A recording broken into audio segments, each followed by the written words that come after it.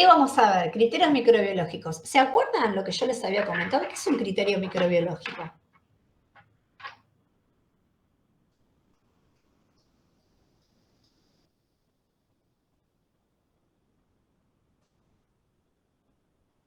¿Qué se les viene a la cabeza? A mí se me viene algo que voy a tener en cuenta para Bien, sí, para estudiar, por ejemplo, el caso de las bacterias, como vamos a ver indicadores, hay bacterias que las podemos utilizar como indicadores, exacto. eso me viene. Bien, es eso que yo voy a tener en cuenta para poder decir si mi alimento o si mi lote productivo está apto o no está apto para consumo, está apto para la comercialización, ¿sí? Es mi punto de referencia, es mi ley, es mi norma, ¿sí? Es el criterio a partir del cual yo voy a decir esto pasa o no pasa, lo acepto o no lo acepto, lo rechazo. Lo rechazo, pero hay algunos lotes de algunas muestras que marginalmente están en un rango que podría ser aceptable. Digamos que si se dedican a la parte analítica, es continuamente van a estar utilizando estos criterios microbiológicos para tomar decisiones. Si se dedican a la parte de auditorías, a lo mejor van a necesitar respaldarse de estos criterios, ¿no? A lo mejor para mejorar alguna fase de un proceso productivo, ¿sí? Depende cómo utilicen esa información, ¿sí? Va a ser la aplicación o el provecho que le pueden sacar a el resultado que les esté devolviendo el ensayo en el laboratorio. Bien, cuando uno dice un ejemplo, a ver, ¿qué es un criterio microbiológico? ¿Se acuerdan cuando en el ejercicio de lados decíamos que habían sacado 3 muestras y ya sabían que los recuentos o los resultados estaban cercanos a la siguiente especificación? No podía tener, ¿sí?, más de 100 unidades formadoras de colonia de coliformes totales por gramo. Eso es un criterio microbiológico. Eso es una especificación. Esa es mi vara, ¿sí? Contra eso yo me voy a tener que comparar para tomar alguna decisión.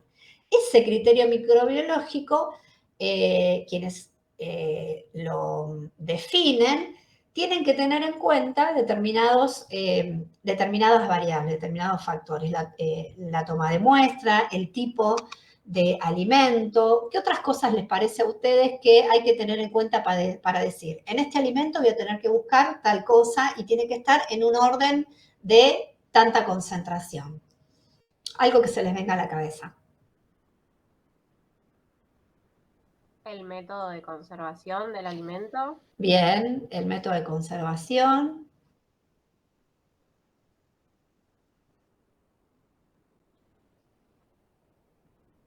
El tipo de alimento, si se va a realizar una cocción sobre el mismo, si se va a consumir directamente, sin ningún tratamiento térmico. Bien, eso es importante. Por ejemplo, si ustedes agarran el código alimentario, dice que el recuento de coliformes fecales en un chorizo es de aproximadamente 100.000 unidades formadoras de colonia como máximo. Bueno, ¿a quién se le ocurre que podríamos llegar a tener esa especificación en un lácteo? ¿Y por qué va a estar dado? Justamente por esto que decía Lorena. Porque se va a someter ese alimento a un proceso de cocción. Los coliformes son altamente vulnerables, sensibles al calor y la carga va a disminuir. Ese criterio, ¿sí?, va a estar determinado justamente por la cinética de muerte bacteriana que tiene esa concentración, esa concentración inicial de bacterias en ese alimento que va a ser sometido a un tratamiento térmico, que es mucho menor la especificación si el alimento fuera distinto. ¿De qué otras cosas les parece? La conservación, como había dicho Lucila, también, porque sí, no es lo mismo un criterio microbiológico para un producto que se va a mantener a temperatura ambiente, donde la temperatura va a favorecer la carga bacteriana, a un alimento que se va a mantener a temperaturas de refrigeración.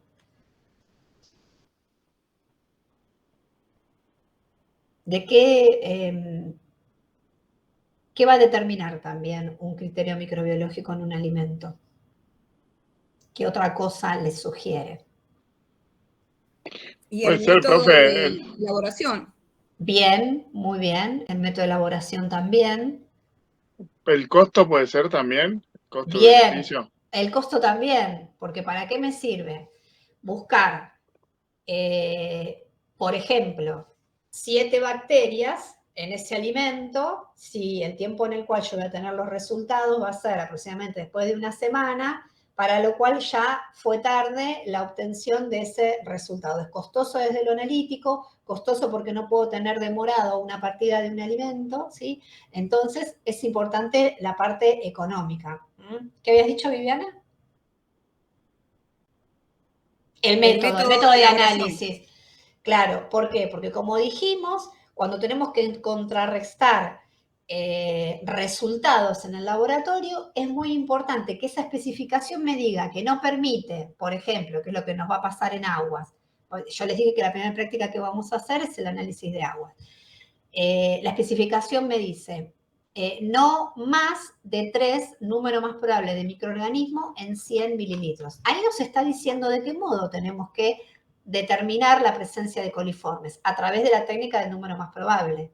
¿Sí? Entonces, una especificación también me tiene que definir la metodología a usar, ¿sí? Para llegar a determinar si estamos cerca o lejos de ese nivel de recuento bacteriano. ¿Por qué? Porque aparte, las distintas metodologías tienen distintos porcentajes de recuperación. Entonces, una especificación me tiene que referir a un método analítico. Profe, ¿para qué voy a usar el alimento? También depende del criterio microbiológico. No. A ver, ¿para qué lo vas a usar? Como el uso previsto para qué voy a usar ese alimento después de hacer. A ver, el para qué, te digo, lo primero que se me viene va a ser para comer, pero vos yo estoy segura que me querés decir otra cosa. Sí, pero no sé cómo expresarlo, o sea, porque depende, o sea, no sé cómo expresarlo, pero puede ser que se utilice para otra cosa, no solo para el consumo humano, por ejemplo. Bueno, sí, sí, puede ser también. O puede ser de que sea una materia prima y se use para un proceso de elaboración. Entonces también el criterio microbiológico va a ser distinto en función a ese proceso. Claro. Si es como Profe, aditivo, también depende de la cantidad que se vaya a usar, ¿sí? En ese proceso. Sí, perdón, el sector al cual esté dirigido, por ejemplo, si es para infantes o demás. exacto. El sector que está dirigido. Porque hay algunas poblaciones que son más vulnerables que otras. Y el sector al que está dirigido, ¿con qué está íntimamente relacionado? Si una población es muy vulnerable, seguro que no tengo que tener qué tipo de bacterias, las más patógenas. Entonces, una especificación depende también de la naturaleza del microorganismo que yo voy a estar buscando. ¿Algo más que se les ocurra? Así de a poquito ya vamos trayendo, digamos, todo lo que... ¿Y ante qué situaciones me interesa conocer la especificación que debe cumplir un alimento? En la práctica diaria, ¿para qué les parece? ¿Por qué necesito saber? Para garantizar la inocuidad. Bien. Para garantizar la inocuidad y para qué más. Si yo tengo un alimento con poca carga, ¿qué es lo que nos va a pasar? Para saber los valores, o el tratamiento que tengo que hacer. Bien. Sí, las Sí, barreras, ¿no, profe? De acuerdo a la carga microbiana son las barreras que voy a tener que utilizar. exacto. Puedo diseñar un proceso productivo. Claro. Bien, entonces, lo necesito para diseñar un proceso productivo, lo necesito para ver si es inocuo, lo voy a necesitar para establecer la calidad de ese alimento.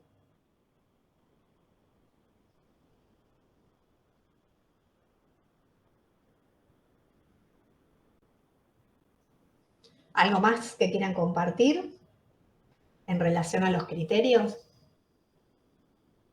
¿Qué otra idea se les viene?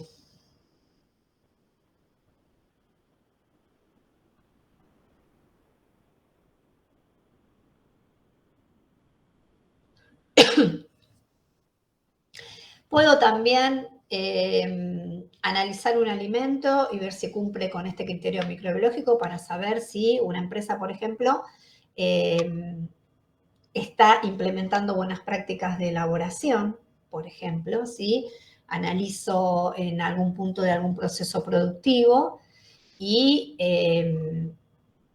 puedo inferir la calidad del producto final y puedo modificar o no alguna práctica intermedia, ¿sí? Como medida preventiva, ¿sí? En los HACCP se utilizan este tipo de especificaciones para tener controlado un proceso.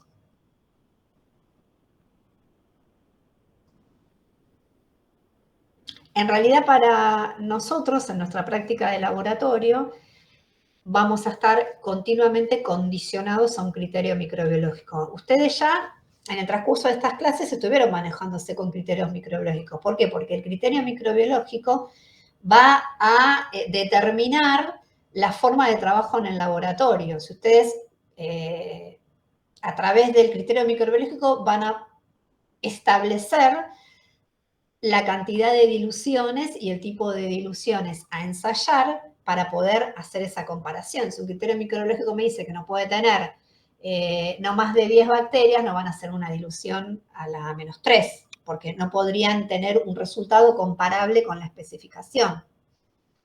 ¿Sí? Entonces, hasta ahora, ustedes, sin darse cuenta, se estuvieron manejando con un criterio microbiológico.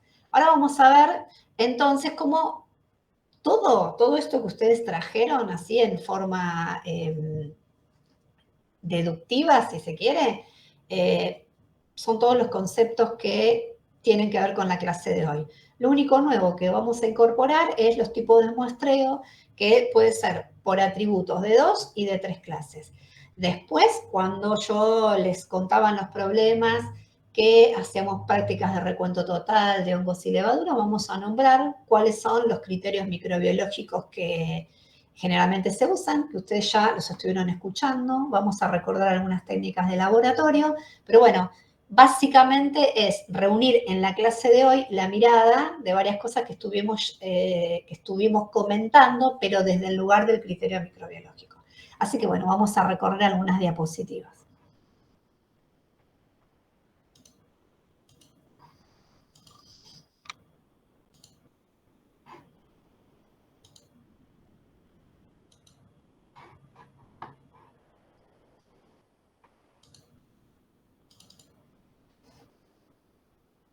Ahora veo que es de Boca, profe. No, callá. Un fondo de pantalla complicado para el día de hoy. No, yo soy de Racing, no sé si les comenté. Oh. ¿Se dieron cuenta? No. Y toda mi familia es de Boca. O sea que ayer me fui de mi casa a ver el partido. Mi familia, la que constituí, mi familia de origen, todos de Racing. Pero no, mis hijos bosteros mal. Así que ayer me fui a ver el partido de lo de mi hermana. Bueno, no sé, ¿no hay ningún bostero acá en el grupo? Durmió con su hermana porque después no puede Más o volver. menos, no, vine para el momento de los penales porque me pone re mal, porque ya sabía que ahí, chao, estábamos complicadas. Pero bueno, no, bosteros ahí, la computadora de mis hijos. Claro, vi el Bosteros fondo. mal. Claro, pero igual yo logré, porque en realidad mi papá era de Racing, y eso se los respetó, ¿viste? Ellos eligieron el cuadro del padre, y nunca hizo, ¿viste? En ese lugar es como que no se metió. Y bueno, sí logró, la verdad, que lo acompañaran hasta el último día de su vida a ver a Racing. Así que tienen como medio su corazoncito ahí. Pero cuando es Boca Racing, es Boca, olvídate. Así que bueno. Bueno, vamos a arrancar con esto. Bien, entonces, cuando nosotros establecemos un criterio microbiológico, justamente vamos a tener microorganismos indicadores. Vamos a decir, no tiene que tener tanto de esto, ¿sí? De un microorganismo o de un grupo de microorganismos. Entonces, ¿cómo están constituidos estos criterios microbiológicos? Por microorganismos y o sus productos metabólicos, porque yo puedo decir, a ver,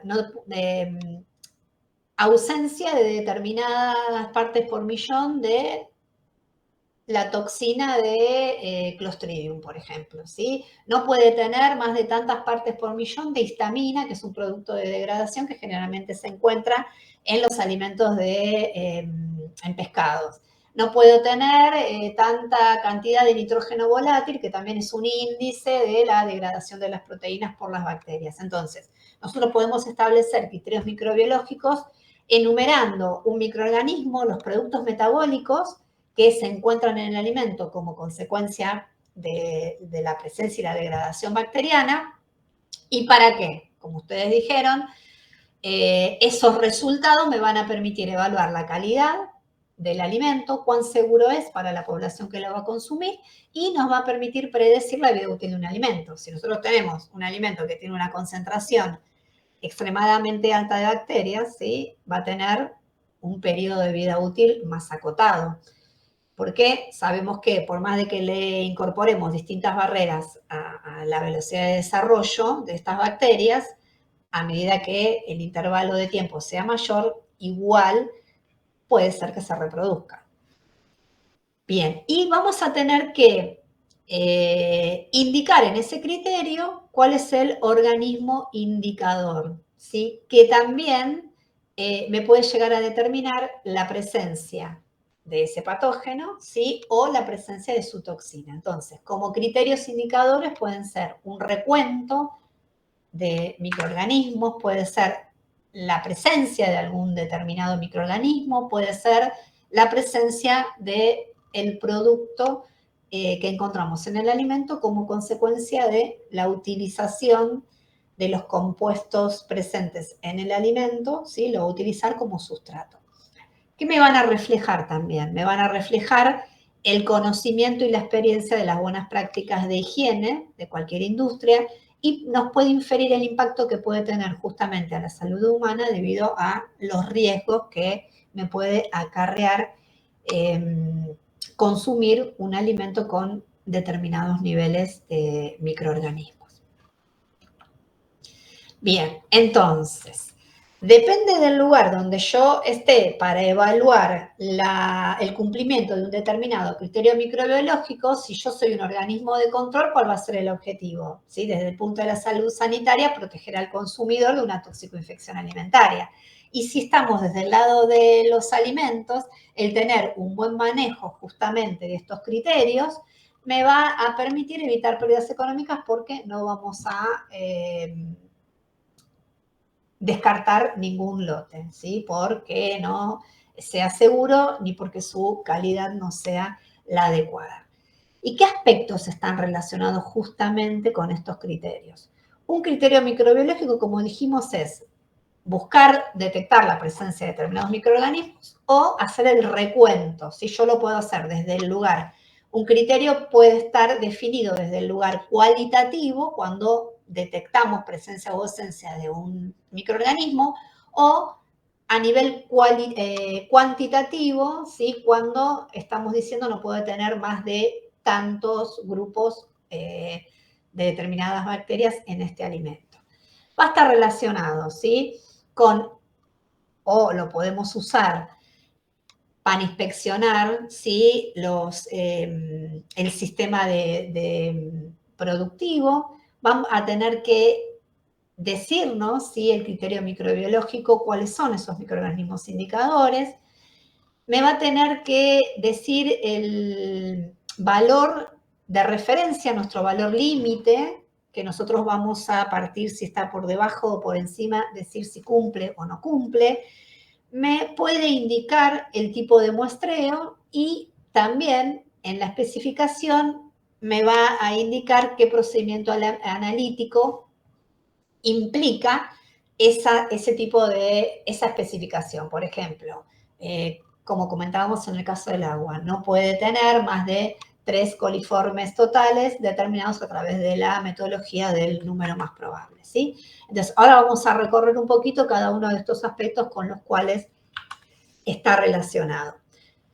Cuando decimos que que podemos utilizar estos criterios microbiológicos desde los sistemas de control, implica que a lo mejor hacemos una determinación para evaluar la carga bacteriana o la presencia de un determinado patógeno en alguna etapa del ciclo productivo.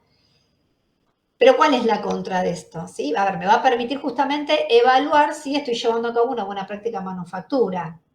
Por ejemplo, si yo estoy en una empresa destinada a, o sea, la fabricación de las bandejitas de verduras, ¿sí? Que se compran en las verdulerías.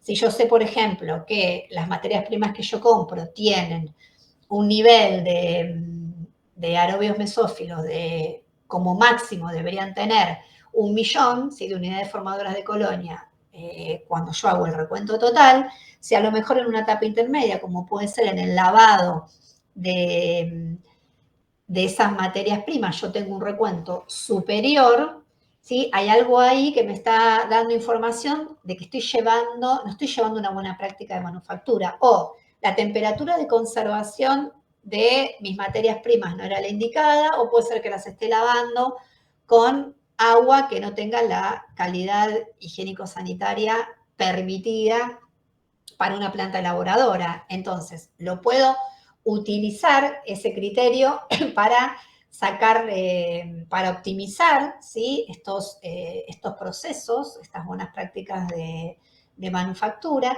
Y las desventajas que tiene es que es un sistema retrospectivo, porque los resultados que yo voy a obtener en la aplicación de esos criterios microbiológicos van a ser, con suerte, a las 48 horas, en el caso que estemos hablando de un recuento de hongos y levaduras entre 5 y 7 días. Y en el caso de las identificaciones también, la marcha de salmonela, hasta que logramos una identificación, como mínimo van a pasar 5 días, excepto que estemos trabajando en una empresa que exporte, el tiempo es oro, entonces se validan métodos rápidos. Podríamos hacer PCR, en vez de usar pruebas bioquímicas tradicionales, usar sistemas automatizados donde tengo mayor cantidad de pruebas bioquímicas, todo para tratar de acortar los tiempos, pero igual no nos pasa, no es lo mismo que estemos haciendo una determinación de un metal que en el transcurso del día podemos repetirlo. Estamos trabajando con microorganismos vivos y generalmente como máximo 24, como mínimo 24 48 horas para obtener un resultado, por más exquisito que sea ese resultado, hay un tiempo al cual tenemos que esperar. Bien, entonces, cuando uno establece un criterio microbiológico, cuando dice cuál es la norma que tiene que cumplir y determina cuál es ese microorganismo indicador o cuáles son esos grupos de microorganismos que van a ser los indicadores y aquellos que van a formar parte de la especificación, cuando se elige un microorganismo, estos microorganismos justamente cumplen determinadas condiciones, algunas que son muy obvias, muchos comentaron ustedes y algunas vamos a sumar. Tiene que estar presente, obviamente, y ser detectable en el alimento a evaluar. Es importante esto de que sea detectable. ¿Por qué? Porque habíamos comentado que las bacterias pueden estar viables en el alimento, pero pueden no ser cultivables. Entonces yo no voy a buscar una bacteria que sabemos que probablemente esté en esa condición. Yo, ¿para qué voy a buscar algo que me va a ser imposible detectar? Voy a estar perdiendo tiempo y recursos. Es importante que haya una relación directamente negativa con la presencia de ese microorganismo y el número de ese microorganismo en relación a la calidad del producto. ¿Sí? Yo sé que si yo tengo, por ejemplo, Escherichia coli en un alimento, sé que a mayor concentración o simplemente por su presencia me va a determinar en forma negativa que va a ser más susceptible de generar una ETA en el individuo que lo consuma. O, por ejemplo, si tengo microorganismos banales que por más que no me generen una toxicoinfección alimentaria, me deterioran el alimento, mayor concentración de ese alimento, mayor deterioro va a ser, ¿sí? Negativamente, más va a modificar mi alimento. Lo voy a tener que poder detectar y contar fácilmente y diferenciar de otros microorganismos que estén presentes.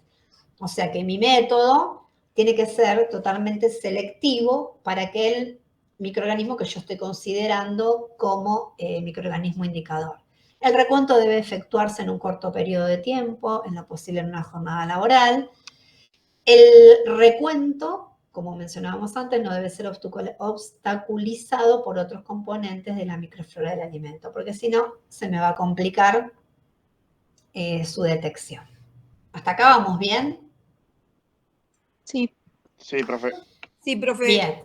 Podemos manejarnos con microorganismos indicadores, o sea, buscar directamente esos microorganismos, o con microorganismos marcadores, ¿sí? Aquellos que la presencia de esa bacteria me pueden inferir que en algún momento del proceso estuvo presente un microorganismo mucho más patógeno y que por alguna circunstancia económica, de tiempo o por cualquier otra circunstancia, me conviene buscar en ese alimento, en vez del patógeno, un microorganismo que me esté dando un índice de probabilidad de encontrar, o de encontrarlo porque no lo voy a buscar, de que esté presente el microorganismo que a mí más me interesa.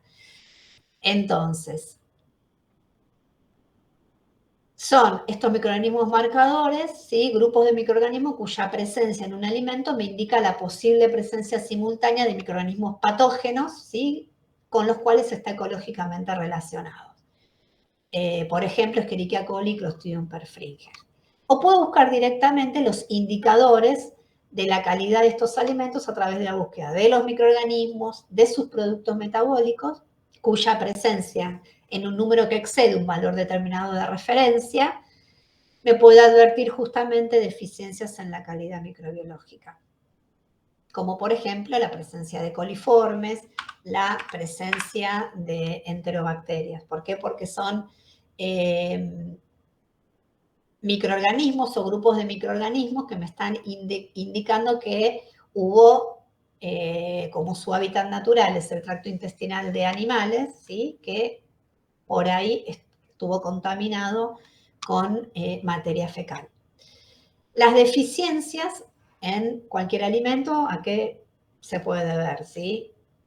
A un tratamiento térmico ineficiente, contaminación posterior al tratamiento, un almacenamiento inadecuado, una mala conservación de las materias primas, malas prácticas de elaboración, malas prácticas de higiene, un mal control de las plagas.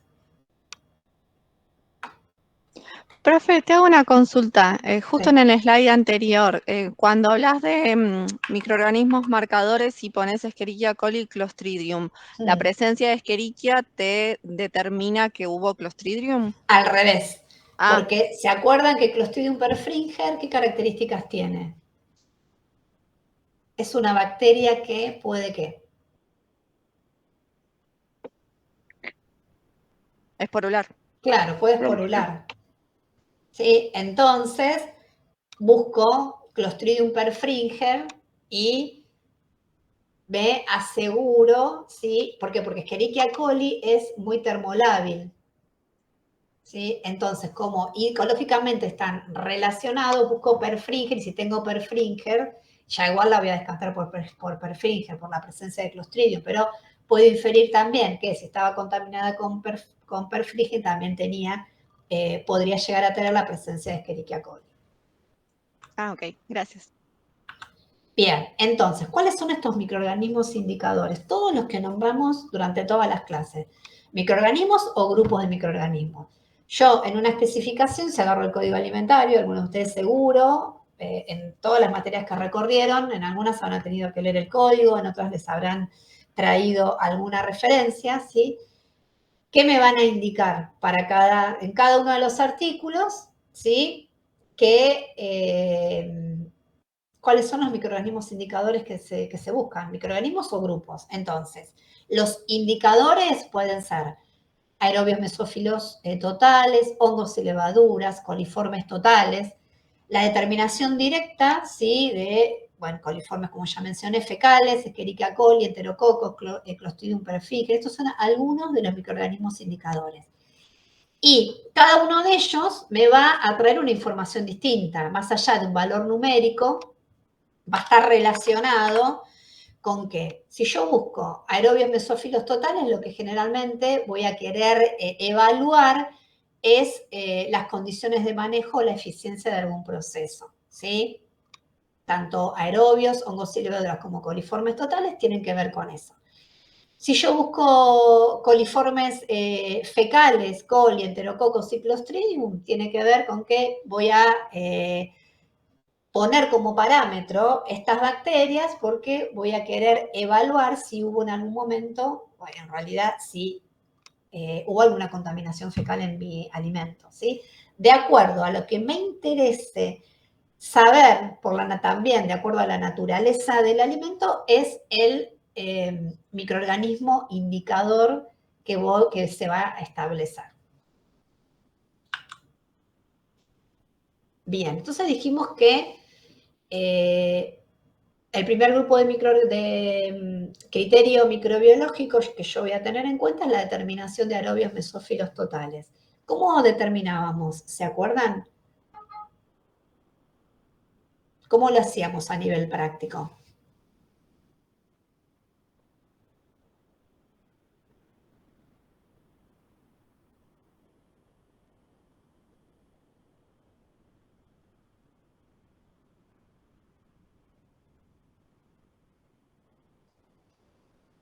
Se me ocurre tomar una muestra del alimento y, bueno, hacer la dilución requerida y luego inocular un medio acorde para el crecimiento de esos microorganismos que estoy buscando.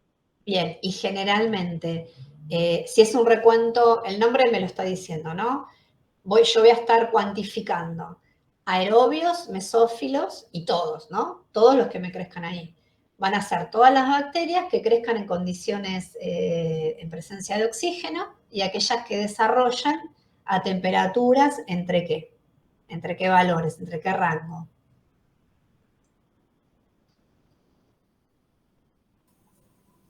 O más Era, o creo, menos. entre 25 y 37 grados. Vamos 20 y a 40, creo que era algo así. Bien, pero a nivel práctico, cuando yo hago un recuento de aerobios mesófilos totales, ¿sí? Van a estar alrededor de los 30, 35 grados, 37. Esas son la mayoría de las técnicas en alimentos. El recuento de aerobios está definido a esa temperatura. Y como decíamos en la diapo anterior, me va a indicar eso, el grado de contaminación total de una muestra, porque es como si yo sacara una foto, ¿sí? En esa placa, ¿sí? En ese medio de cultivo, que el medio de cultivo no va a ser para nada diferencial, al contrario, lo único que va a tener es una fuente de carbono, una fuente de nitrógeno, y el pH de ese medio de cultivo va a ser neutro. Me va a crecer todo, me van a crecer bacilos, me van a crecer coliformes, me van a crecer Staphylococcus aureus, todo me va a crecer, es como una instantánea de todas las aerobias, ¿sí? Y como el nombre lo dice, mesófilas que me van a crecer ahí en el alimento. Por eso dice que me indica, en realidad, cuáles son las condiciones a las cuales está sometido justamente ese alimento. ¿Y por qué les parece que este microorganismo o este indicador no se usa en un alimento fermentado?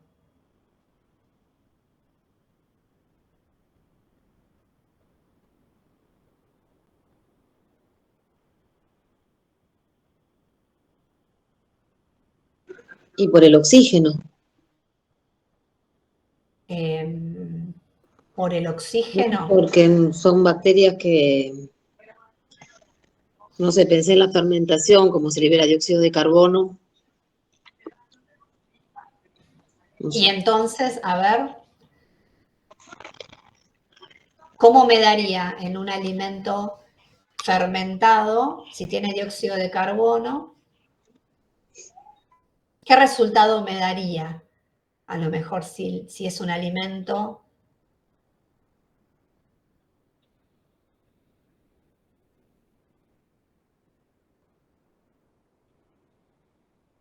En realidad no lo hago porque un alimento fermentado, por ejemplo, ¿qué alimento se les viene? Un ejemplo de un alimento fermentado. ¿Cuál puede ser? Una cerveza, pan. Sí. Pero a ver, el pan era un fermentado. Pero después, ¿qué hicimos con el pan?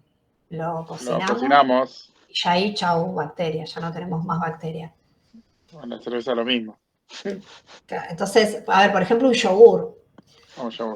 ¿sí? ¿Me sirve hacer un recuento de un yogur cuando yo ya sé que tengo un montón de recuento? No me sirve.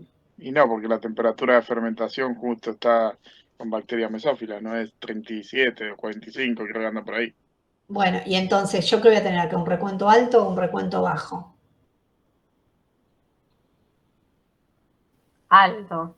Claro, igual siempre depende de la etapa en la que esté. Voy a tener un recuento alto. Entonces, si yo tengo 1 millón de bacterias y sé que es un alimento que tengo una carga bacteriana, ¿yo voy a buscar aerobios mesófilos? No, porque la información que me trae no me sirve para saber si ese alimento es apto o no apto para consumo. Voy a estar buscando algo que yo ya sé que tiene. ¿Mm?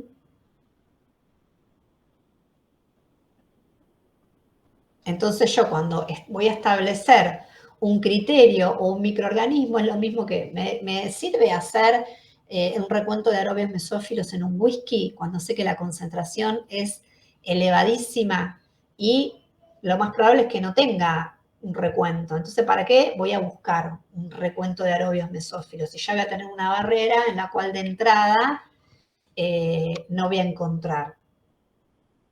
Entonces, me proporciona escasa información sobre el manejo de alimentos cuando este es poco favorable para el desarrollo microbiano por su pH o por su AW, ¿sí? Por su acidez, por la concentración alcohólica, pero tampoco se aplica a fermentados por la situación contraria, porque sé que tengo mucha carga de bacterias que me van a crecer en un agar que justamente no me inhibe el desarrollo de la flora láctica que puedo tener, por ejemplo, en un queso. Generalmente se usa. ¿Eso me siguieron lo que les estoy comentando? Sí, perfecto.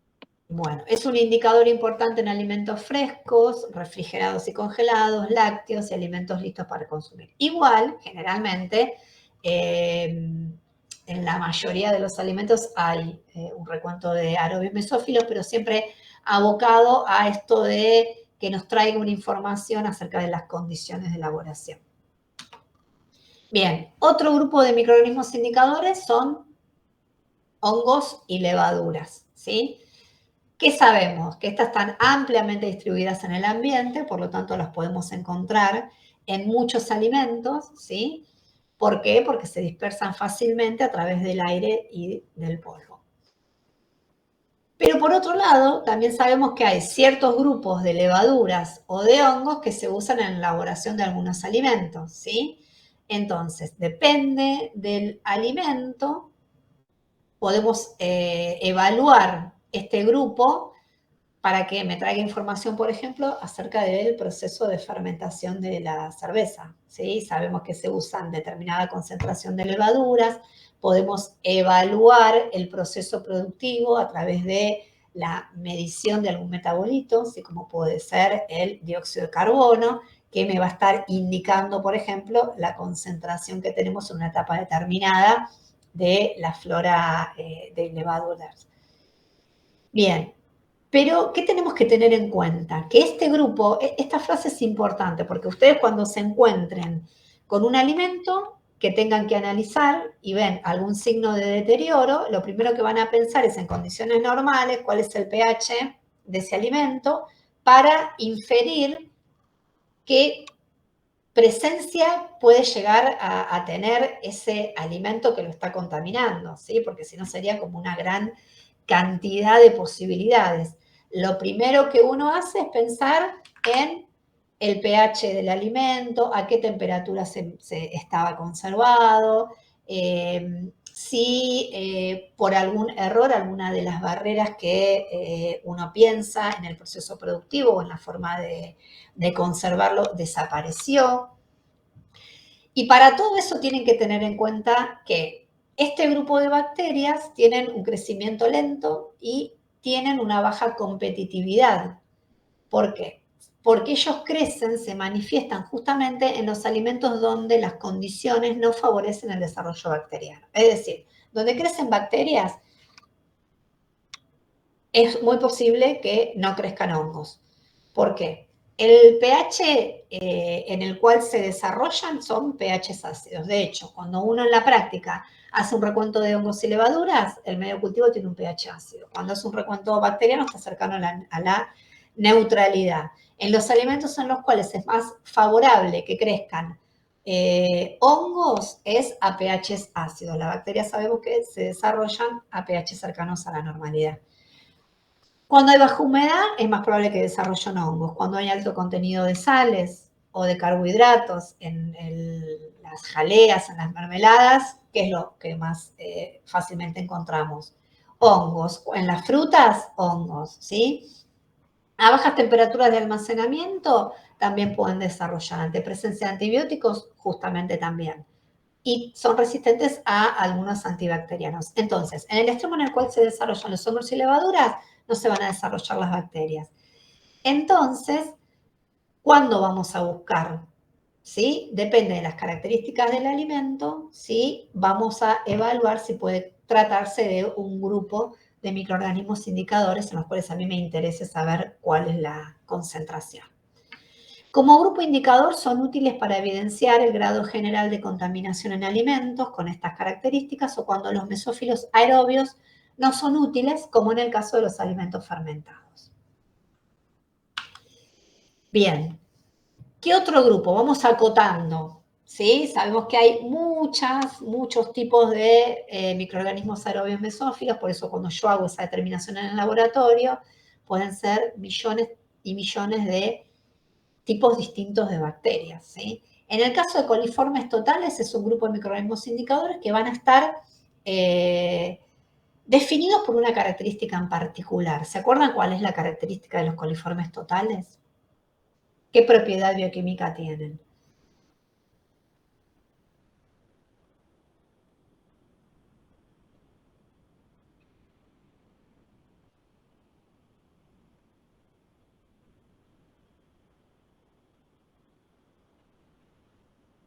¿No recuerdan de micro general? ¿A qué se refiere? ¿Con qué?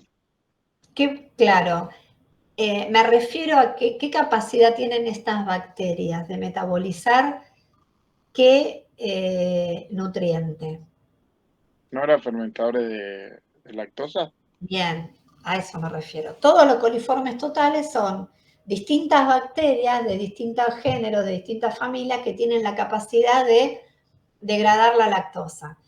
Si yo te digo que son coliformes totales, degradan la lactosa, ¿en qué condición?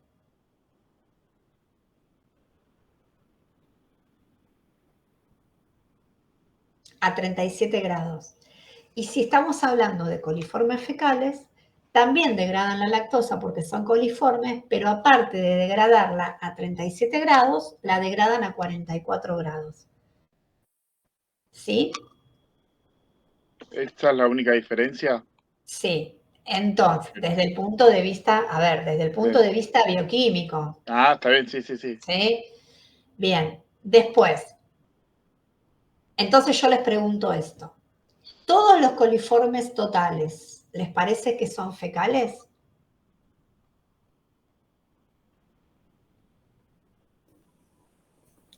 No, porque algunos soportan hasta 37 grados. Bien, ahí, a partir de ese razonamiento, de ahí se tienen que agarrar cuando yo les pregunte, a lo mejor en el examen, ¿todos los coliformes fecales son totales?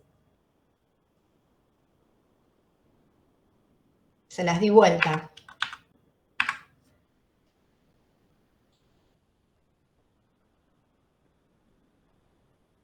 ¿Qué les parece?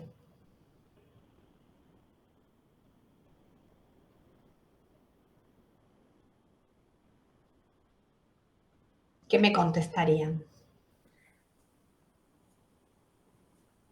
Y es posible, porque si la incubación es a 44, puede ser que se incuben a 37. Claro, ahí está. Si soportan temperaturas de 44, van a soportar temperaturas, ¿sí? Van a metabolizar el azúcar a temperaturas de 37. O sea, todos los coliformes totales no son fecales, pero todos los coliformes fecales son totales. Cuando hablamos de coliformes fecales, estamos hablando de 4 grupos de bacterias.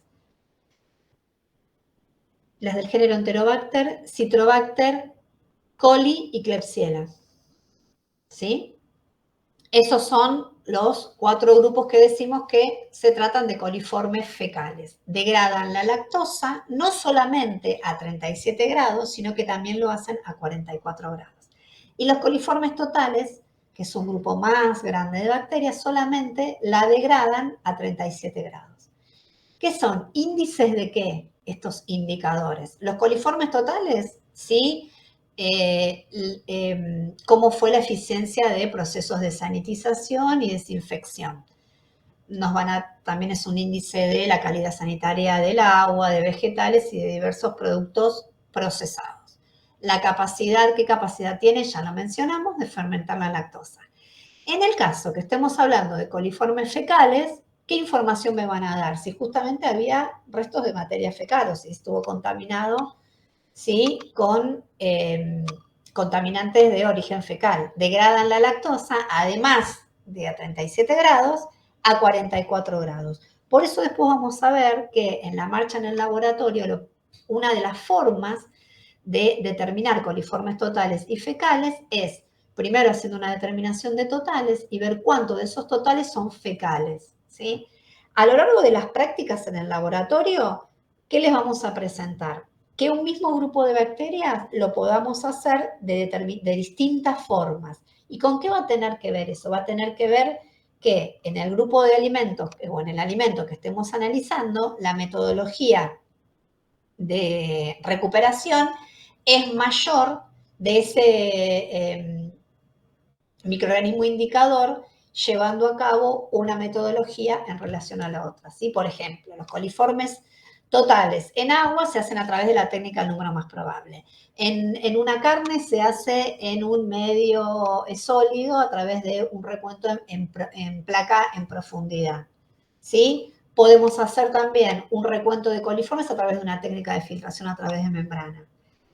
¿Cómo podemos hacer un recuento de coliformes totales? ¿Sí? Como dice acá la diapo, podemos usar un número más probable, un recuento en placa, utilizando el medio de cultivo que lo vamos a usar, rojo bilis, agar bilis rojo violeta.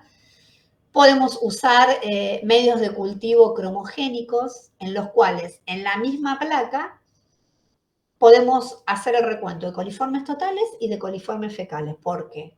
Cada uno de los grupos va a dar un color distinto. Coliformes totales rosa y coliformes fecales violeta, ¿sí? Entonces, a través de distintos caminos podemos llegar a la misma determinación.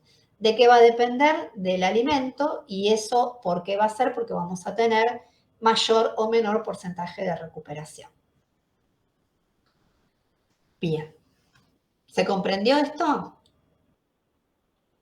Sí, profe. Sí, profe. Bien. Ahora vamos a ir achicando. Hasta ahora hablábamos de grupos, ¿sí? De grupos de bacterias que forman parte de estos criterios. Será el grupo de aerobias, mesófilas totales, el grupo de hongos y levaduras, que sabemos que ya las características para hacer el ensayo es distinta, porque en una las condiciones, la temperatura de incubación también es distinta.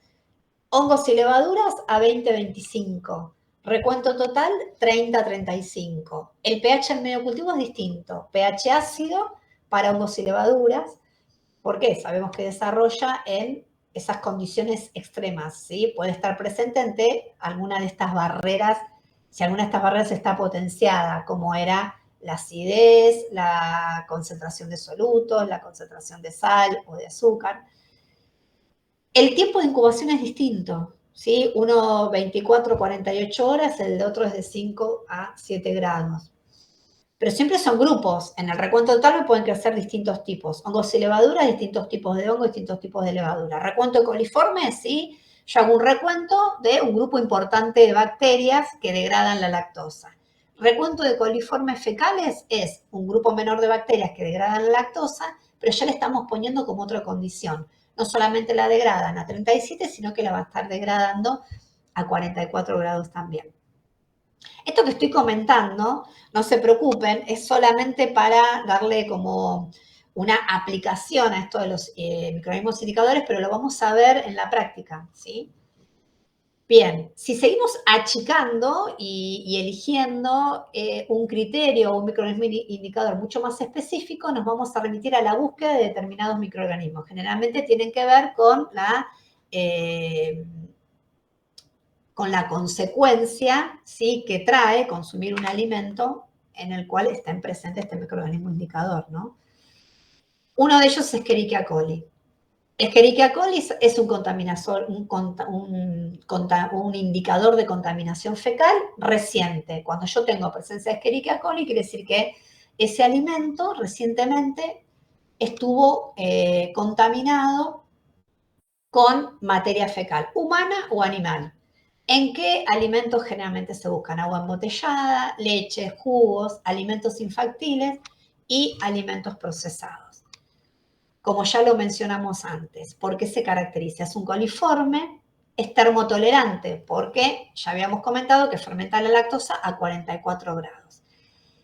Como última práctica de microbiología general, y creo que ustedes también me lo comentaron, habían hecho un INVIC, ¿sí?, que son 4 pruebas bioquímicas que se hacen a Escherichia coli y a todas las enterobacterias. Acá está mencionando esta diapo una característica bioquímica. Lo que hace es, el microorganismo puede sintetizar la enzima triptofanasa, a través del cual va a utilizar el triptofano que tiene el medio de cultivo y va a tener como subproducto el indol, que después el indol se le agrega un revelador, ¿sí?, y podemos evidenciar, podemos inferir que si es indol positivo, hay una mayor probabilidad de que ese microorganismo que aislamos sea Escherichia coli. ¿Qué otra característica tiene? La presencia de la beta-glucuronidasa, que justamente la presencia de esta enzima es la que se va a usar para identificarla en un medio cromogénico, que lo vamos a usar en el laboratorio también. Y podemos determinar si la presencia de este microorganismo, ¿sí?, como última etapa en un número más probable de coliformes totales. Así lo vamos a llevar a cabo en la técnica de agua. Vamos a hacer el recuento de coliformes totales. Si tenemos un recuento, ese mismo medio de cultivo, en vez de incubarlo previo a un repique, en vez de incubarlo a 37, lo vamos a incubar a 44. Como sabemos que Escherichia coli es un fecal, ¿sí?, podemos, en el caso que tengamos recuentos positivos, ya de un número muy grande de bacterias, vamos a bajar la probabilidad de encontrar Escherichia coli a compartir ese recuento con las otras 3 bacterias que yo les había comentado. Entonces puedo determinar la presencia de Escherichia coli directamente en placa, como parte de la segunda etapa de la determinación de coliformes totales, porque sabemos que Escherichia coli es un coliforme total, o haciendo marchas específicas para Escherichia coli, hacer un enriquecimiento en un medio de cultivo que me va a favorecer el desarrollo de bacterias gram negativas y me va a inhibir las gram positivas, la multipliqué, ahí aíslo un medio de cultivo que generalmente tiene lactosa, porque sabemos que es un coliforme, y después la prueba bioquímica, después la colonia, si es característica de acuerdo al medio de cultivo que estoy usando, lo voy a identificar a través de una prueba bioquímica.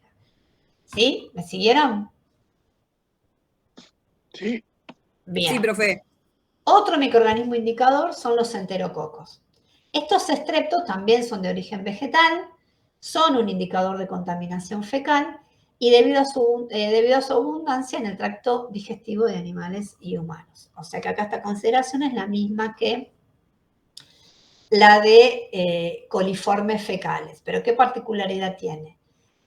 Aunque se encuentran en cantidades menores que Escherichia coli, ¿sí?, generalmente cuando un microorganismo está contaminado con coliformes fecales no es un único microorganismo fecal. Puede ser tanto Escherichia coli como puede ser una proporción de enterococos. Pero ¿qué es lo que pasa? Generalmente está en un orden de magnitud menor. Entonces, tiene algunas ventajas en relación a eso. Por más que tiene menor cantidad, en relación a Escherichia coli tiene mayor grado de supervivencia. Entonces, si yo busqué y encontré enterococos, lo más probable es que también ese alimento haya estado contaminado con Escherichia coli. Se consideran o se usan en indicadores en alimentos procesados como lácteos y cárnicos, ¿sí? En leches deshidratadas se buscan enterococos, en los cuales sabemos que Escherichia coli no pudo sobrevivir porque es más termolábil, pero sí había alguna contaminación fecal, puede ser que los enterococos hayan sobrevivido. Y también, como el resto de las bacterias, se determina a través de una marcha con medios de cultivos en los cuales tenemos los sustratos específicos para que desarrollen ese tipo de bacterias. Bien, y en última instancia vamos a nombrar como un único ejemplo del grupo de bacterias gram positivas esporuladas a los Clostridium perfringer. Es anaerobio, ¿sí? Y sabemos que reduce los sulfitos que pueden estar presentes en el medio de cultivo. Vamos a buscar Clostridium perfringer en alguna muestra. Como son esporulados, ¿sí? Sabemos que los esporulados generalmente están distribuidos en el aire y en el suelo. Son también habitantes del tracto intestinal de muchos animales, pero en este caso, como son esporulados, esas esporas resisten a desinfectantes. Están presentes en aguas residuales, pero no se multiplican. Pueden ser índices de contaminación por virus también. Son muy buenos indicadores en trabajos de seguimiento o para relacionarlos con la presencia de contaminación fecal en distintos peritajes, justamente por esto que pueden sobrevivir más tiempo que los coliformes fecales. Y acá nombra, sí, el medio de cultivo, algunos de los medios de cultivos típicos que se usan para determinar la presencia de Clostridium. Se usa por recuento en placa y el medio de cultivo tiene sulfito, ¿sí? Porque sabemos que son reductores de sulfito, van a utilizar el sulfito, lo van a transformar a sulfuro y la colonia se va a ver de color negra. Debe tener llena de huevo y como son anaerobios se incuban en anaerobiosis. ¿Cuáles son las dos técnicas de anaerobiosis las que vamos a usar en la práctica? Podemos incubar la placa directamente en una jarra de anaerobiosis, ¿sí? Que es un reservorio con tapa en el cual ponemos un sobre que me va a generar la anaerobiosis, que se lleva a cabo a través de reacciones de óxido-reducción, absorbe el oxígeno que está dentro de la jarra, o si no, lo que podemos hacer es hacer el recuento como si fuera un número más probable. ¿Hicieron ustedes un número más probable alguna vez? ¿Tienen presente cómo es? Yo no. Bueno, No, igual lo vamos a hacer, no lo voy a explicar porque a lo mejor como para que es mucha información técnica y capaz que no lo visualizan. Pero en la técnica del número más probable, la siembras en tubos de ensayo, en medios líquidos o sólidos.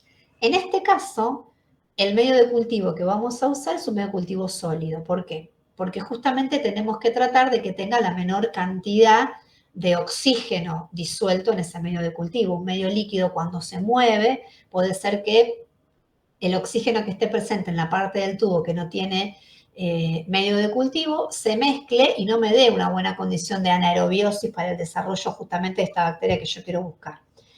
Entonces se hace en primera instancia con un medio de cultivo sólido. Se utilizan tradicionalmente tubos de ensayo que tienen una altura importante, ¿no? Son más largos que los tubos de ensayo que ustedes conocen. ¿Por qué? Porque se los siembra en la base del tubo para que justamente la capa de medio de cultivo me genere ese ambiente anaeróbico. No se mezcla como en una placa de ensayo una alícuota de la dilución y el medio de cultivo. Se pone la alícuota de la dilución en el tubo de ensayo vacío y se le vuelca el medio de cultivo arriba. No se agita. ¿Sí? ¿Para qué? Para que justamente esa columna de medio de cultivo me genere el ambiente anaeróbico. Sino también, otra cosa que se hace, se prepara el medio de cultivo en ese tubo de ensayo, se esteriliza en el tubo de ensayo. Cuando uno lo va a usar, lo calienta un tiempo determinado a una temperatura específica para liberar el oxígeno que pudo haber absorbido en el proceso de autoclavado. Cuando tiene una temperatura cercana a los 40 grados, se inocula, pero ¿qué es lo que se hace? Se toma la pipeta que tiene la alícuota de la suspensión del alimento y se la lleva hasta el fondo del tubo de ensayo, y cuando la pipeta está recién en el tubo de ensayo se suelta, de modo que también suceda lo mismo que en el mecanismo que les comenté anteriormente, quede toda la alícuota de la muestra depositada en la parte de abajo. Y si todo esto fuera poco, lo que se le agrega es arriba un tapón de Vaspar, vaselina parafina, para que haga un sello y se genere esa condición de anaerobiosis que nosotros queremos determinar. ¿Se comprendió algo de esto que comenté? Igual lo vamos a hacer en la parte práctica. Sí, sí. Bien. Bueno, entonces, cuando yo determino una especificación para un alimento y establezco cuáles son los microorganismos indicadores o los grupos de microorganismos que voy a determinar, obviamente tiene que limitarse al mínimo indispensable, porque sería un criterio microbiológico excelente si yo tengo 7 determinaciones que hacer, pero es impráctico, es caro, voy a tener el resultado de todas esas determinaciones en un tiempo máximo, y cuando yo tenga los resultados, capaz que el alimento, la carga bacteriana que tenía en ese momento se multiplicó o murió. O sea que el resultado no lo voy a poder inferir a la muestra al lote del cual yo saqué la muestra para analizar, ¿sí? Entonces tiene que ser el mínimo indispensable. Cuando se determine un microorganismo indicador, también tengo que tener en cuenta si hay alguna evidencia epidemiológica, si a lo mejor en ese alimento hubo casos de intoxicaciones alimentarias. Entonces, si varias veces estuvo implicado ese microorganismo en una ETA, lo voy a tener en cuenta para considerarlo un microorganismo indicador en ese alimento. La naturaleza del patógeno, ¿sí? La dosis infectiva también tengo que tener en cuenta cuando voy a establecer un microorganismo indicador. La severidad de la enfermedad que me va a ocasionar, el grupo de riesgo y la forma de conservación, a qué parámetros va a estar expuesto, a qué parámetros intrínsecos o extrínsecos va a estar expuesto ese alimento. Todo esto me lo comentaron ustedes al principio de la clase. Bien, cuando me estén mencionando una especificación, va a estar íntimamente relacionada con la forma de hacer el muestreo. Nosotros sabemos que la toma de muestra es importantísima porque justamente el resultado que me dé esa muestra yo lo voy a extrapolar al lote. Entonces, si yo hago una mala toma de muestra, las conclusiones que voy a sacar van a ser erróneas. Entonces, tengo que considerar el tamaño de la muestra. Ahora lo vamos a ver, en la especificación me van a decir qué cantidad de muestras, el tipo de muestreo que nosotros vamos a considerar, qué cantidad de muestras tengo que analizar en el laboratorio. Tengo que tener en cuenta también que mi muestreo me permita recuperar los microorganismos. Si yo sé que a lo mejor es un jugo o un lácteo y que a medida que se va contaminando y que va aumentando la concentración bacteriana de ese alimento, en el tiempo esas bacterias van a multiplicarse, van a precipitar a la base, a lo mejor del tanque en el cual estoy. Entonces no tiene sentido tomar una muestra de la superficie si yo sé que probablemente las bacterias estén en la parte de abajo. Entonces tiene que ser un muestreo estratificado que me permita justamente remover los microorganismos que están presentes en el alimento y llevarlos a la porción de muestra que yo voy a analizar en el laboratorio. Es importante, a ver, todo esto seguro que es un tema recontratrillado porque se los habrán dicho en todas las materias que cursaron alimentos, ¿sí? Que yo tengo que proteger el muestreo, en nuestro caso, para evitar que la carga bacteriana se multiplique o que se contamine con otras bacterias que yo no quiero determinar. ¿Y por qué esto es importante? Porque por más que nosotros apliquemos una marcha microbiológica para buscar una determinada bacteria, los medios de cultivo no son totalmente selectivos para el microorganismo que yo quiero buscar. Puede ser que microorganismos que estén relacionados genéticamente crezcan en el medio de cultivo, entonces me va a dificultar después, porque cuanto más acote yo el crecimiento en cada una de las etapas de mi marcha, voy a estar más segura de mi ensayo final. Entonces es importante evitar justamente la contaminación, no solamente ambiental o la contaminación en el manipuleo que yo puedo estar llevando a cabo de esa porción de muestra que voy a analizar. Y esto tiene que ver también que para que eso se lleve a cabo, el transporte tiene que ser adecuado. Lo ideal es que el transporte sea en condiciones de refrigeración y que la muestra se analice en un tiempo lo más cercano a la toma de muestra.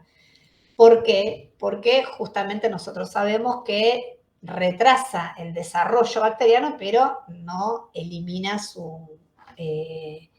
no elimina la carga de esa porción de muestra, ¿sí? Entonces, el transporte tiene que ser adecuado, analizarse lo más rápido posible al momento en el que se tomó, evitar que se contamine, asegurarnos de que vamos a permitir la remoción de la carga en relación a...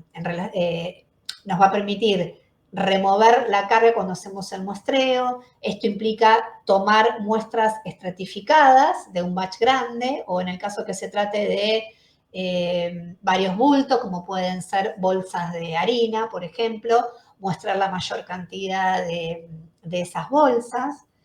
En el caso que sea un alimento, no nos olvidemos de una homogeneización, de un alimento en el cual ya por su estructura vemos que tiene distintos componentes. Un chacinado, por ejemplo. La fase grasa no se va a distribuir homogéneamente a lo largo de todo el chacinado. Cuando cortamos un salame, a lo mejor hay sectores que tienen mayor o menor fase grasa, entonces tenemos que homogeneizarlo previamente para poder, esa carga que sabemos que está distribuida de forma heterogénea de acuerdo a la composición de ese alimento, homogeneizarlo en un Stomaker, por ejemplo, y después hacer la toma de muestra. ¿Vamos bien hasta acá? ¿Se comprendió? Sí, sí, también Sí. la especificación indica si es un pool, o sea, si vos tenés, por ejemplo, distintas bolsas de harina, si tomás una muestra de cada una y haces un pool, o si tomás de una sola por cálculo estadístico. Exacto. Hay, en realidad, la bibliografía en cuanto al muestreo es muy extensa, es muy importante. Hay libros y libros dedicados a cuáles son las distintas metodologías de muestreo. Así que no es un dato menor, porque justamente, de acuerdo a cómo nosotros tomemos la muestra, lo más fácil en realidad es hacer el ensayo, porque una vez que uno tiene la experiencia y la práctica y nos manejamos con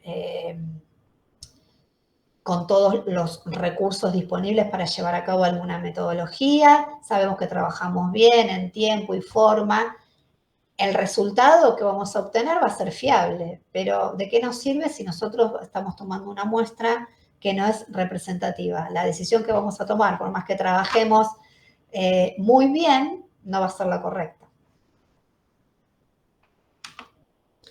Entonces, cuando yo enuncie un criterio microbiológico, va a tener que tener toda esta información.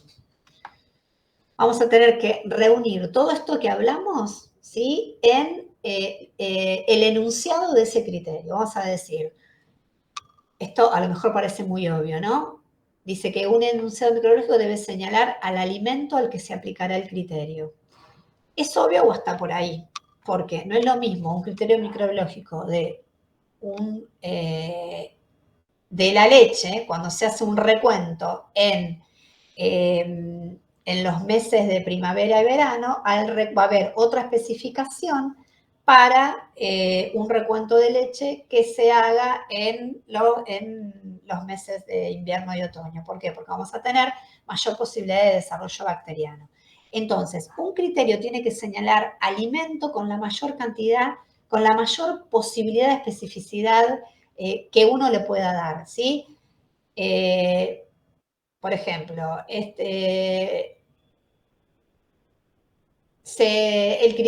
presente criterio microbiológico, yo después les voy a subir un video en el cual les leo textual un criterio microbiológico para un alimento, no me acuerdo en este momento cuál es, pero dice, este criterio corresponde a este alimento elaborado en estas condiciones, ¿sí? Entonces, cuanto mayor especificidad puedo dar en cuanto al proceso al cual aplica esa especificación, va a ser mejor. Entonces, cuanto más definido, ¿sí?, sea ese alimento al cual se va a aplicar, mejor va a estar definido justamente ese criterio microbiológico. Entonces, debemos señalar con la mayor especificidad posible el alimento al cual se va a aplicar este criterio. Nos va a tener que decir esa especificación, ese criterio, qué microorganismos, qué grupo de microorganismos, qué toxinas voy a identificar, y esto va a estar relacionado, ¿sí?, con que por eso los elijo, ¿sí?, porque hay alguna razón por la cual yo determino que en tal alimento voy a buscar determinado criterio microbiológico. Esto tiene que ver con lo que les decía al principio, no vamos a buscar en un fermentado un recuento total. Entonces, los microorganismos indicadores o los grupos de microorganismos indicadores deben elegirse, ¿sí?, en función a las características de ese alimento. Nos tiene que decir el método de detección y o el método de cuantificación, ¿sí?, saber cuál es la metodología. Tiene que ver con esto que les mencionaba, coliformes totales a través de tal metodología, o coliformes totales utilizando determinado medio de cultivo, porque la recuperación también es distinta. Me tienen que dar el número, ¿sí?, el valor, ¿sí?, no puede tener más o menos que tantas unidades formadoras de colonia. Me tiene que decir qué tipo de muestreo aplico, ¿sí?, para ese criterio. Y la cantidad de unidades analíticas. Las unidades analíticas son aquellas que yo voy a analizar en el laboratorio, ¿sí? Toda esta información debe estar contenida en el enunciado de este criterio microbiológico. Bien, en relación al plan de muestreo, ¿sí?, podemos clasificar a los distintos alimentos entre alimentos de riesgo tipo A, alimentos de riesgo tipo B o alimentos de riesgo tipo C. A medida que aumenta la probabilidad del daño, ¿sí?, los de riesgo tipo A tienen una alta probabilidad de causar un daño a la salud, ¿sí? Entonces, como vemos acá, los de tipo A se busca en el criterio microbiológico mayor cantidad de bacterias patógenas. Entonces, para leerles alguno, el intermedio, riesgo alimentos que tienen un riesgo tipo A, el plan alimentos con un riesgo mediano hacia la salud, vamos a implementar un plan de muestreo o una especificación que va a tener que ver con la naturaleza del alimento, la composición, el proceso, la manipulación y la población a la que va dirigida, ¿sí? Eso va a estar íntimamente relacionado con el nivel, ¿sí?, con el límite que me permita tener presente de esos patógenos y la cantidad de patógenos. Bien, nos vamos a detener acá, que es como nosotros vamos a encontrar unas especificaciones con las cuales nos vamos a manejar en la parte práctica. Los planes de muestreo, ¿sí?, pueden ser por variables o por atributos. En algún momento alguna de ustedes comentó que en un muestreo se hace la raíz cuadrada del número total de individuos que forman parte del lote. Individuos, ¿sí?, considerados como, por ejemplo, bulto,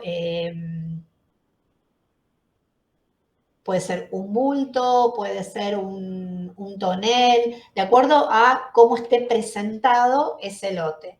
Yo digo, bueno, voy a muestrear para hacer mi análisis la raíz cuadrada de n, ¿sí?, de la cantidad de integrantes que tenga de esa población más 1. Eso es un muestreo por variables. Ese tipo de muestreo, después de esa cantidad, porque en realidad cuando los lotes son grandes, la cantidad de muestras que debería yo tener en cuenta para un ensayo cuando hago un muestreo por variables es muy grande. Después hay distintos pasos sucesivos, que esto es lo que yo les comentaba, que está muy bien expresado en mucha bibliografía. Se hace un cuarteo de la cantidad de muestras a analizar que nos daría a través de la raíz cuadrada. Pero este tipo de muestreo se hace cuando uno conoce cómo se distribuyen los microorganismos en los alimentos o cuando se considera que la distribución de los microorganismos es normal en toda la masa del alimento. En realidad nosotros sabemos que en nuestro caso es muy poco probable que se distribuyan de esa forma. Entonces lo que se hace es un muestreo por atributos, o en realidad la especificación me va a estar determinando un muestreo por atributos. No se conoce el tipo de distribución, no se conoce el modo de procesamiento que tuvo ese alimento, y esto va a implicar, aparte, ¿sí? Ya sabemos que lo mejor para determinar que un muestreo de lo más representativo es que si podríamos examinar en realidad todas las unidades del lote, que sería imposible por una cuestión de tiempo, por una cuestión de costo. Ya no tendríamos después qué lote utilizar. Entonces, en un muestreo por atributos de este tipo, vamos a tener en cuenta este tipo de muestreos que me van a implicar la forma de considerar una especificación, me va a indicar un valor n, un valor c y un valor m. Un valor n me va a estar diciendo la cantidad de unidades que yo tengo que tomar en el muestreo. O sea que, por ejemplo, en el caso que yo esté analizando crema, me va a dar un n de 5, ¿sí? ¿Qué quiere decir? Que yo tengo que analizar en mi laboratorio 5 muestras, ¿sí? De ese alimento. Me va a dar un valor de C en la especificación, que es la cantidad máxima de unidades defectuosas que me permite en la muestra para que se acepte el lote. O sea que de esas 5, por ejemplo, muestras de crema que yo voy a analizar, va a haber un valor de C que me permite que no esté aprobado desde el ensayo, pero yo voy a poder igual aprovechar ese lote, aceptar ese lote. Y va a haber un valor M, que es la concentración máxima permitida para un microorganismo. ¿Sí? Entonces, nos vamos a manejar a priori para un muestreo por atributos, ¿sí? De 2 clases con estas 3 variables. Ahora vamos a ver bien de qué se trata. ¿Cuál es el organismo que determina justamente estas especificaciones con las cuales nos vamos a manejar? La Comisión Internacional de Especificaciones Microbiológicas para Alimentos, que toma 15 casos según la clase y 15 casos que van a determinar 15 categorías para los distintos alimentos que tienen que ver con la gravedad del microorganismo y cómo se manipula o cómo se consume ese alimento, cómo lo consume, cómo llega al consumidor. Entonces, vamos a establecer establece esta comisión en base a estas variables si los alimentos tienen una especificación correspondiente a una categoría 1, una categoría 2, una categoría 3. Esas categorías mínimas son aquellos microorganismos que presentan menos riesgo para la salud y en esos microorganismos, en esos alimentos vamos a determinar un determinado criterio, vamos a usar un determinado criterio microbiológico. A medida que yo voy aumentando en las categorías, me voy a encontrar que esas especificaciones van a tener la búsqueda de microorganismos que van a ser más potenciales de generar enfermedades tóxico-alimentarias hasta incluso poder llegar a producir la muerte en aquellas personas que la consuman. Entonces, a medida que aumento la categoría, aumenta el nivel de búsqueda de mis microorganismos. Los microorganismos que voy a buscar van a ser los más patógenos. Los microorganismos que voy a ensayar van a ser aquellos que tengo más probabilidad de generar un daño en la salud del consumidor. Ahora lo vamos a ver en este ejemplo. Entonces dijimos que la comisión establece, de acuerdo a cómo se manipula y el riesgo sanitario que me puede llegar a ocasionar la presencia de esas bacterias en 15 categorías. ¿Sí?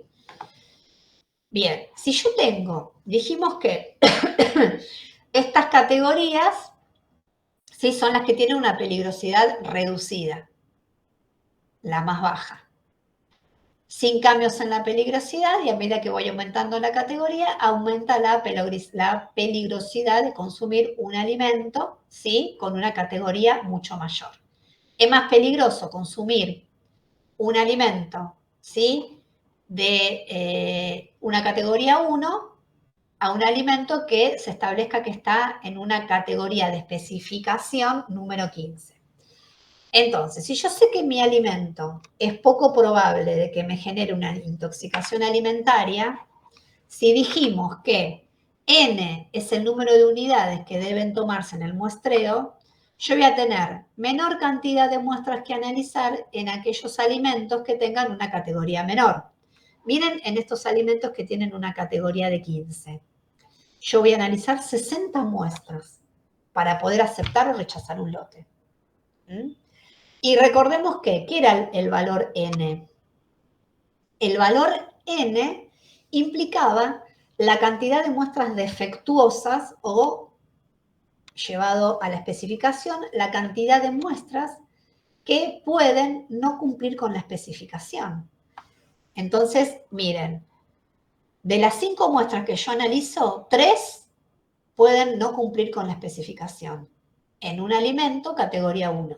En un alimento que es categoría 15, que es un alimento que tiene un riesgo grave para la salud del consumidor, de las 60 muestras, ninguna puede tener la presencia de esos patógenos que van a estar determinados por la especificación. ¿Se entiende esto que digo?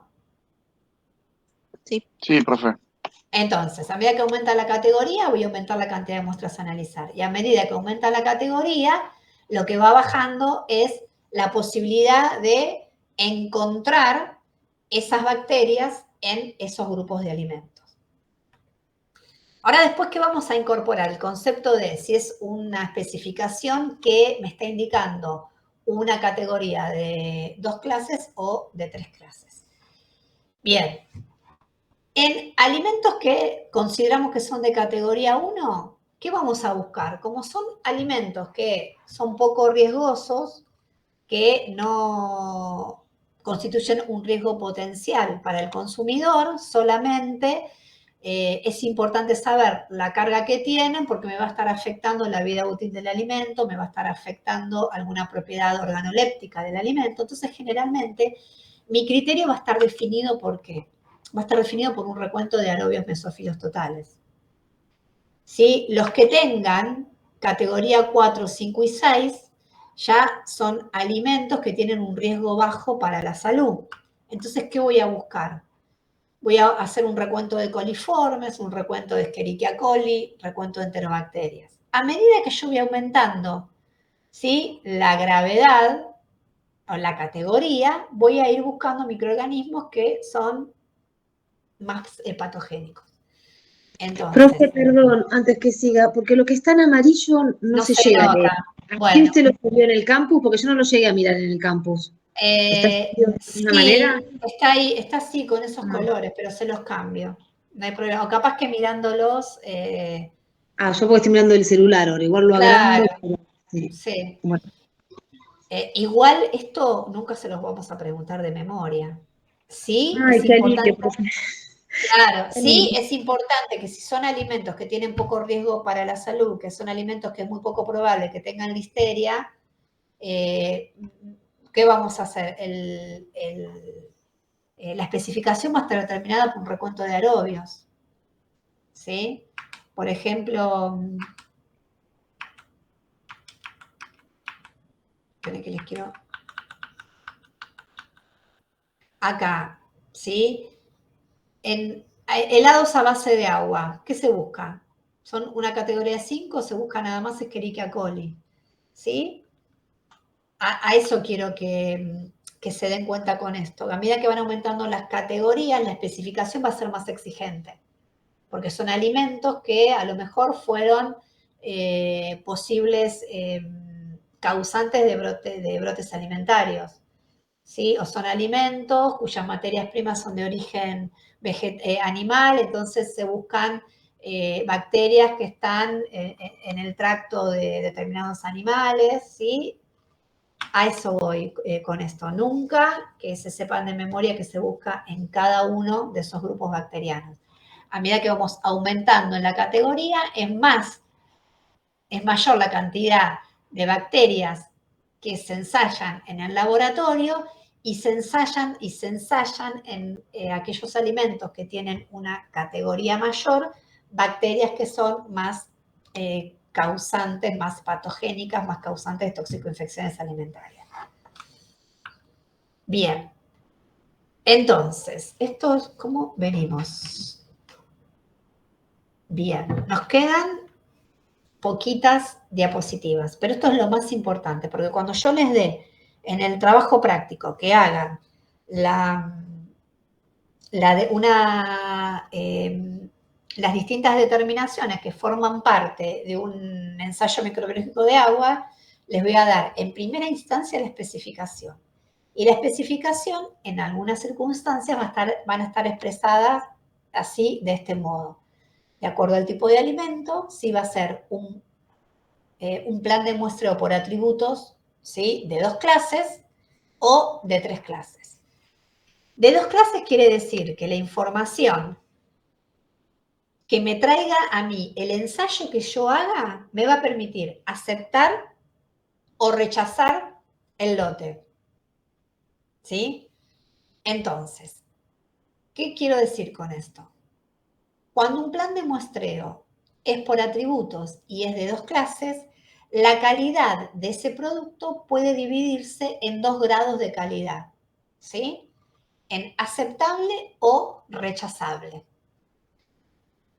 Se considerará no conforme todo elemento contaminado, ¿sí? Es decir, todo N, toda muestra, que presente una concentración superior a un valor M, ¿sí? Que va a estar definido en la especificación.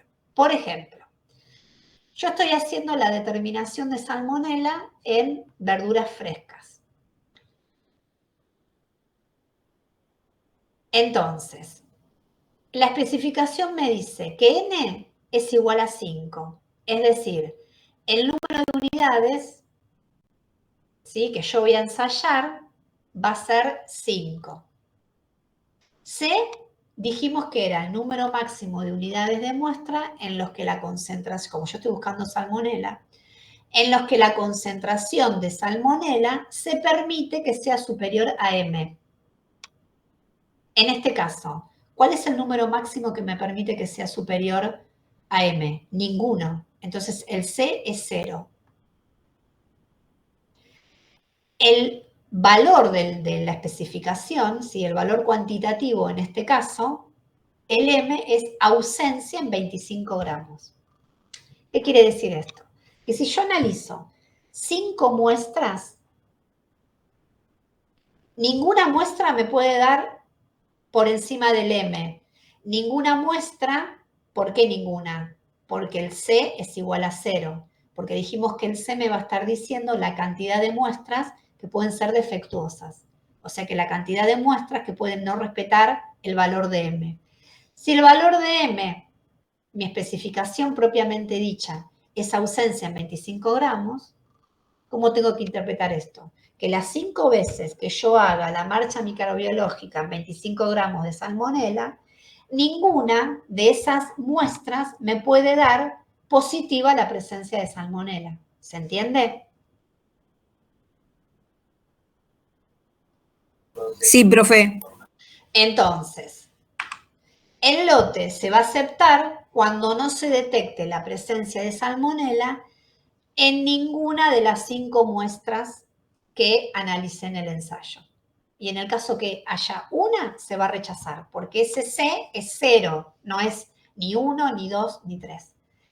Esta es una especificación cuando está expresada en función de un plan de muestreo por atributos de 2 clases, en el cual el lote se acepta o se rechaza. La calidad, ¿sí?, va a estar definida para 2 grados. ¿Es apto o no apto? ¿Es de buena calidad o no es de buena calidad? ¿Acepto o rechazo ese lote? Esto tiene que ver, ¿sí?, cuando decíamos que es de 2 clases. ¿Sí? ¿Y qué es lo que pasa? A medida que va aumentando el número de categoría, ven que las clases son menores. O sea que yo tengo que estar seguro, ¿sí?, que todas las muestras cumplan con esa especificación. Ven que los de 2 clases no me permite que ninguna de mis muestras tenga un poco de esas bacterias que son más patógenas. Obvio que no, porque yo no quiero correr riesgo. Entonces, a medida que sea un alimento de una categoría mayor, yo voy a tener que manejarme con mayor número de unidades a ensayar, por eso los N son más grandes, y no voy a, de esa cantidad de muestras, ninguna puede tener la presencia de las bacterias que yo voy a estar buscando en este tipo de alimentos. ¿Se entiende? Sí. En las 30 muestras, o por ejemplo, en un alimento de categoría 15, de las 60 muestras que analizo, ninguna me puede dar presencia de salmonela. Las 60 muestras deben ser ausentes. ¿Sí? ¿Se entiende? Sí. Ahora, cuando yo estoy en un alimento que es una categoría de 3 clases, miren lo que pasa. De las 5 muestras que yo estoy analizando, me permite que 3 tengan una calidad intermedia. ¿Sí? Entonces, no solamente voy a definir un valor de M minúscula como estaba definido en un plan de atributo de 2 clases, sino que voy a definir también un valor de M mayúscula. ¿Qué me va a implicar esto? Que si es de 5 muestras que yo analizo, 2 pueden estar en un nivel de contaminación o de recuento comprendido entre un valor mínimo y un valor máximo. ¿Hasta acá llegamos? Sí. Acá no me está dando ninguna posibilidad que de las 60 muestras yo tenga 3 que me estén dando mal. Sin embargo, en alimentos en los cuales tengo menos riesgo para la salud, me está dando esa posibilidad. ¿Sí? Tiene que ver con que la carga no se distribuye homogéneamente, con que el alimento es un criterio que no es tan riesgoso para la población. ¿Y cómo lo vamos a interpretar? Entonces, cuando los planes por atributos son de 3 clases, ¿qué calidades el resultado de ese ensayo me va a estar diciendo que yo puedo tener una calidad de esa muestra que estoy analizando que es inaceptable, ¿sí?, que no cumpla ese criterio, que sea aceptable o que sea marginalmente aceptable? ¿Qué significa que sea más o menos buena la calidad? ¿Sí? Entonces, acá hay un valor máximo de M de recuentos en muestras positivas, además de los parámetros que ya dijimos, además de la cantidad de muestra que vamos a analizar, además de un valor mínimo y además del número permitido que pueden estar en este intervalo de concentraciones. Entonces, ¿cómo nos vamos a manejar cuando el plan de muestreo sea de estas características? El lote se va a aceptar seguro si no hay ninguna unidad que presente una concentración superior a esto. Si hay cualquier valor que esté por encima de M mayúscula, se rechaza. ¿Sí? Y si el número máximo de unidades con una concentración mayor a M, pero menor a M mayúscula, ¿sí? Y ese valor va a estar designado, ese número máximo, por la letra C. Como habíamos dicho, en este caso, puedo tener como máximo 3 muestras de las 5 que se encuentran entre un nivel de contaminación entre un M minúscula y un M mayúscula. ¿Va a ser aceptable? ¿Sí? Con valores menores a el límite inferior de mi especificación. Va a ser marginalmente aceptable, o decir que la calidad de mi lote es más o menos buena, cuando tenga valores entre los dos límites. Y va a ser inaceptable cuando tenga valores por encima de M mayúscula. Vamos a un ejemplo. Esto sería como cuando tenés un rango de especificación. Claro. Porque el otro era ya directamente, por ejemplo, ausencia en 1 gramo o ausencia en 1 mililitro, y este ejemplo que decías recién de 3 clases sería ya con el rango, Claro. entre 100 y 1000 unidades formadoras de colonia. Exactamente. Okay. Es así. Entonces, puesto así en letras parece como medio complicado, pero cuando lo vamos a ver en un ejemplo, se va a comprender más. Lo que tienen que saber es qué me está representando cada una de las letras. Vamos a aceptar el lote si todas las unidades son aceptables, ¿sí? Todas me dan por debajo del M minúscula.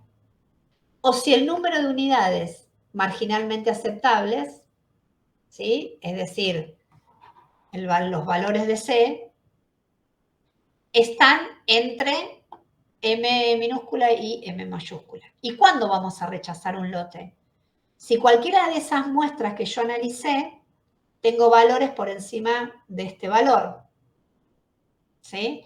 O puedo tener más de muestras definidas por este valor C entre estos niveles. Por más de que yo no lo esté superando al valor de M mayúscula, si yo tengo más resultados por encima del valor determinado por el C, también lo voy a rechazar.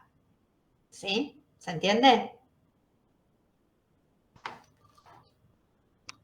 Sí, profe. Vamos a un ejemplo. En la inspección de la concentración de microorganismos aerobios, mesófilos, en leche en polvo, mi especificación dice que N es igual a 5, M 3 por 10 a la cuarta, M mayúscula 1 por 10 a la quinta y C es igual a 2. ¿Qué significa cada una de estas cosas? Que analizando 5 muestras de esa leche en polvo, ¿sí? Solamente 2 muestras puede estar entre estos valores. Si yo tengo un solo valor por encima del M mayúscula, igual se rechaza, por más que sea un C menor al que me está definiendo. ¿Sí? Y si yo tengo más valores entre este intervalo, también lo voy a rechazar, porque solamente me permite que sean 2 valores. ¿Se entiende?